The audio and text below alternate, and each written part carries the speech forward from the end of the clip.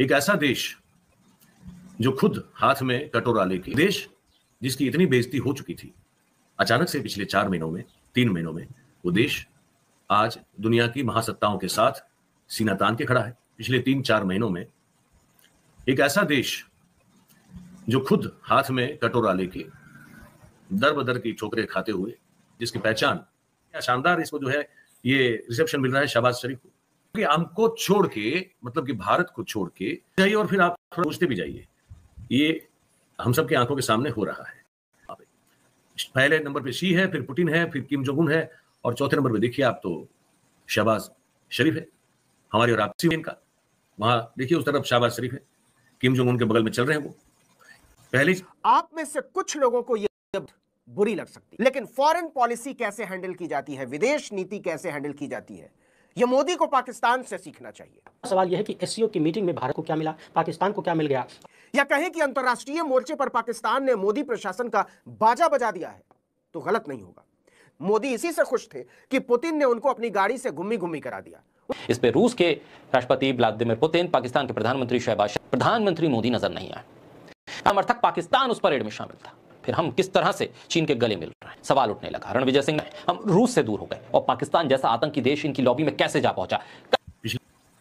एक भिखारी देश ने हमारी कूटनीति को अनाड़ी साबित कर दिया। हमारा कितना दोष है उसमें? देश विक्ट्री परेड, अब देखिए शहबाज शरीफ जा रहे हैं शी जिनपिंग से मिलते हुए, और किम जोंग उन है और फिर पुतिन है, ये सब, ये 4 लोग आपको दिख रहे हैं। अब देखिए अब हमको ये कैसे गवारा हो जाए दुश्मनी कर। पहली जो लाइन है उसमें जो 4 लोग चल रहे हैं, अब ये सेंट्रल एशिया में भी पाकिस्तान पहले जो 4 लोग चल रहे हैं उसमें उसको स्थान मिल रहा है।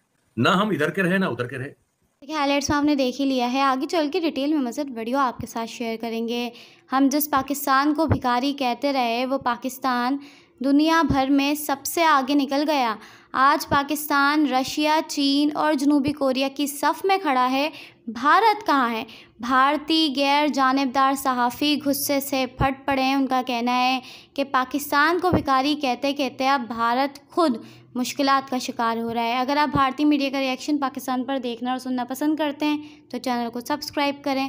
आइए चलते हैं मुकम्मल वीडियो की जानिब। हमारा सवाल यह है कि एससीओ की मीटिंग में भारत को क्या मिला, पाकिस्तान को क्या मिल गया, और साथ गंभीर है, ध्यान से सुनिएगा। एक होता है अपनी शादी में दूल्हा बनना, दूसरा होता है दूसरे की शादी में जाकर दूल्हा बनने की कोशिश करना। मगर इससे सच नहीं बदल जाता। आप भले ही दूल्हे से अच्छा कपड़ा पहन लें, बढ़िया बढ़िया पगड़ी बांध लें, मगर आप दूल्हा नहीं बन जाएंगे। सवाल है कि एससीओ की मीटिंग में भारत को क्या मिला और चीन को क्या मिला। देखेंगे कि किस तरीके से मोदी सत्ता ने उस संगठन को समापन की तरफ पहुंचा दिया जो भारत को दूल्हा बनाता था, यानी भारत जहां पर दूल्हा था, और कहीं ना कहीं चीन को इसकी मदद मिली अपने आप को पूरी दुनिया का दूल्हा दिखाने में। जी हाँ, हम बात कर रहे हैं सार्क और एससीओ की। और आखिर में बात कर, आप में से कुछ लोगों को यह बुरी लग सकती है, लेकिन इससे सच नहीं बदलेगा। हम और आप चाहे जितनी आलोचना कर लें, लेकिन फॉरेन पॉलिसी कैसे हैंडल की जाती है, विदेश नीति कैसे हैंडल की जाती है, यह मोदी को पाकिस्तान से सीखना चाहिए।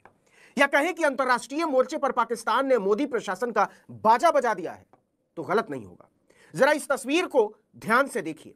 इस तस्वीर में कहीं नरेंद्र मोदी नजर आ रहे हैं? दरअसल यह चीन के विक्ट्री डे परेड की तस्वीर है। इस परेड में रूस के राष्ट्रपति व्लादिमीर पुतिन है, उत्तर कोरिया के प्रधान किम जोंग उन है, इसके अलावा दुनिया के 20 से ज्यादा नेता शामिल हुए। लेकिन जिस आदमी का चीन की इस परेड में शामिल होना नरेंद्र मोदी की पूरी विदेश नीति पर तमाचे की तरह है, वो है पाकिस्तान के आर्मी चीफ जनरल असीम मुनीर का शामिल होना।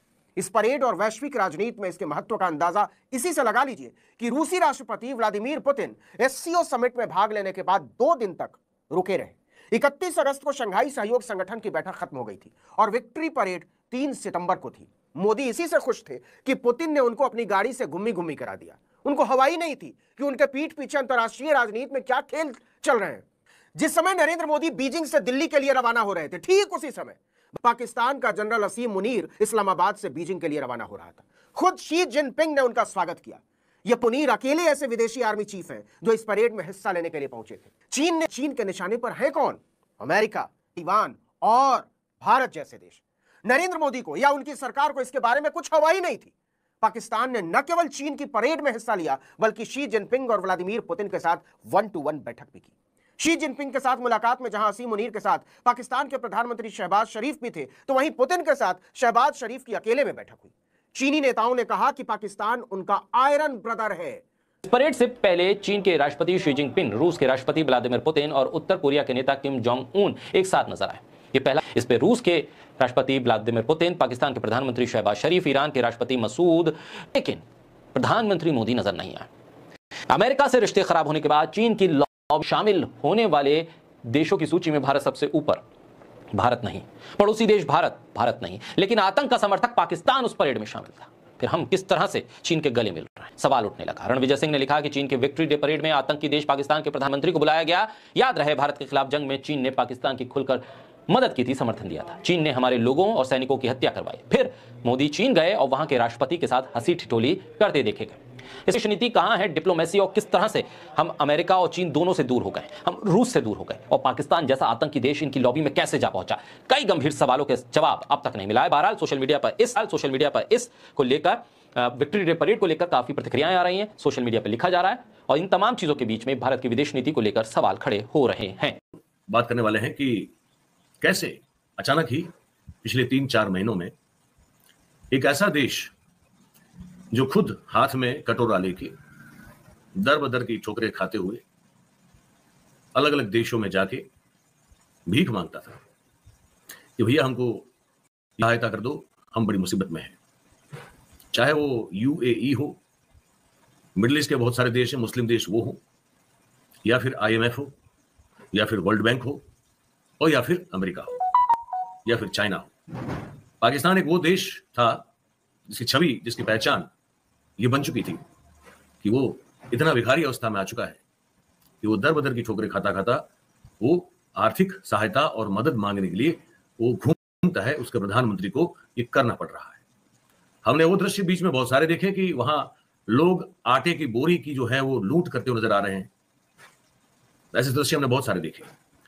भूखमरी से जूझ रहा है गरीब आदमी के लिए, वहां खाने के लिए ना पैसा है ना अनाज है।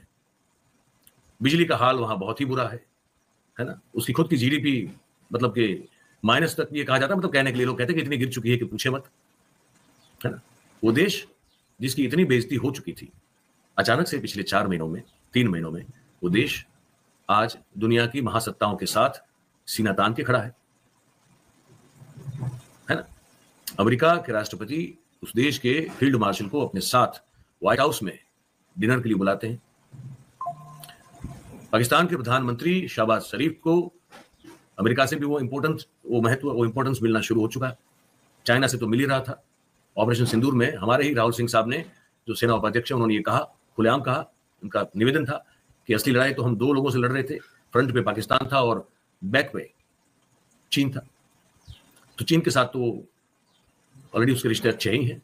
अमेरिका से इतने अच्छे रिश्ते हो गए, और अब चाइना की जो विक्ट्री परेड है जो कि हुई कल, उस विक्ट्री परेड में भी शहबाज शरीफ नाम के एक भिखारी देश जिसका नाम पाकिस्तान है, उस देश का प्रधानमंत्री, उनके साथ पुतिन, किम जोंग उन और शी जिनपिंग, इन सबके साथ वो कंधे से कंधा मिलाता हुआ, सीना चौड़ा करता हुआ हम सबको घूमता फिरता बातचीत करता हुआ दिखाई दिया। एक भिखारी देश ने हमारी कूटनीति को अनाड़ी साबित कर दिया। हमारा कितना दोष है उसमें, देशवासियों का। अब आप कहेंगे कि हमारा क्या दोष है, हमने तो एक सरकार जो है वो बनी है, अब उसमें कुछ लोगों ने दिए होंगे बीजेपी को वोट, कुछ लोगों ने विपक्ष को दिए होंगे। देश का नागरिक इसके लिए किस लिए जिम्मेदार हो सकता है। खैर, मेरे ख्याल से वो हम लोग हैं, पर ज्यादा उस पर टिप्पणी नहीं करूंगा, हो सकता है आप लोगों को बुरा भी लग जाए। पर खैर, अभी जो बन बैठी हुई सरकार है, उस सरकार ने अपनी कूटनीति का, अपनी विदेश नीति का देश और दुनिया में पिछले 10-11 साल में जम के डंका बजाया और कहा कि हम विश्वगुरु हो चुके हैं। पुतिन भी तो हम ही से पूछ के पानी पीता है, और उधर ट्रंप हो या जो बाइडेन हो, क्या मजाल है कि हमको पूछे बगैर वो कोई विश्व में कोई और निर्णय जो कि वैश्विक रूप से लेना हो वो ले सके। क्या ऐसी औकात है? नहीं है। इजराइल हमारा करीबी दोस्त है, लंगोटिया बन चुका है, लंगोटिया यार, ठीक है। और चाइना के बारे में हम कुछ नहीं कहेंगे क्योंकि चाइना हमसे बहुत बड़ी इकोनॉमी है, लेकिन बाकी सब जगह पे हम सब चंगे हैं। हमारा उस दृश्य को 4 महीने में पाकिस्तान जैसे एक भिखारी देश की चालबाजी ने और चीन के सपोर्ट से जो चालबाजी हुई, उसने उस पूरी जो एक दृश्य की रचना की गई थी उसको तहस नहस कर दिया। मैं कुछ दृश्य दिखाऊंगा आज आपको, छोटा सा प्रोग्राम है, आप दृश्य देखिए। ये शहबाज शरीफ है जो SCO समिट में जाके कहते हैं कि बलूचिस्तान में जो उन पर हमले हुए उसमें फॉरेन हैंड है, विदेशी ताकत है, तो सीधी तरह से वो भारत का नाम लिए बगैर जिक्र कर देते हैं। सब समझते हैं कि किसके बारे में बात कर रहे हैं। ये कहने का मंच भी शहबाज शरीफ को वहां पे मिलता है। देखिए इसको।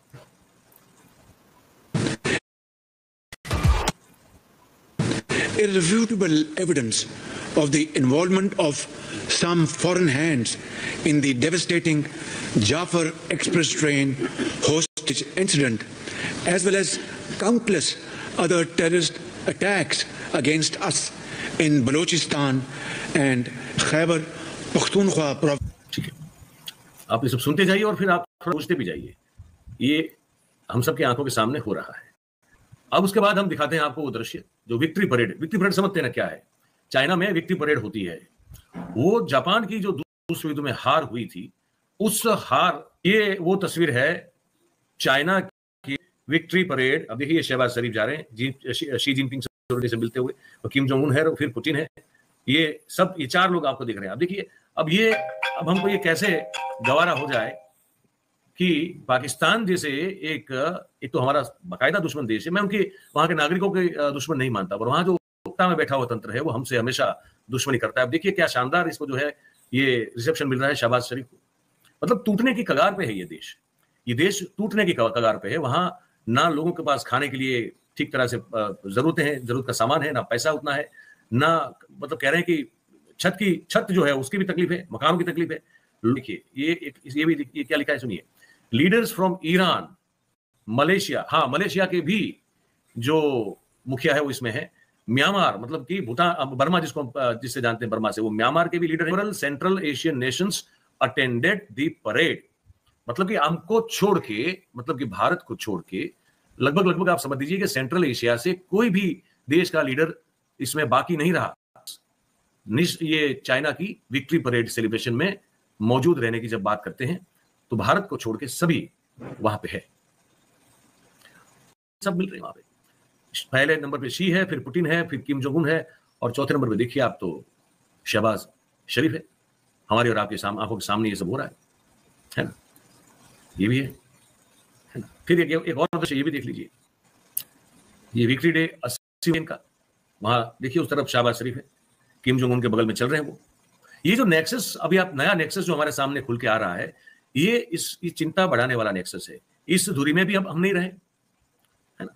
अब देखिए पहली जो लाइन है इसमें जो 4 लोग चल रहे हैं, अब ये सेंट्रल एशिया में भी पाकिस्तान पहले जो 4 लोग चल रहे हैं उसमें उसको स्थान मिल रहा है।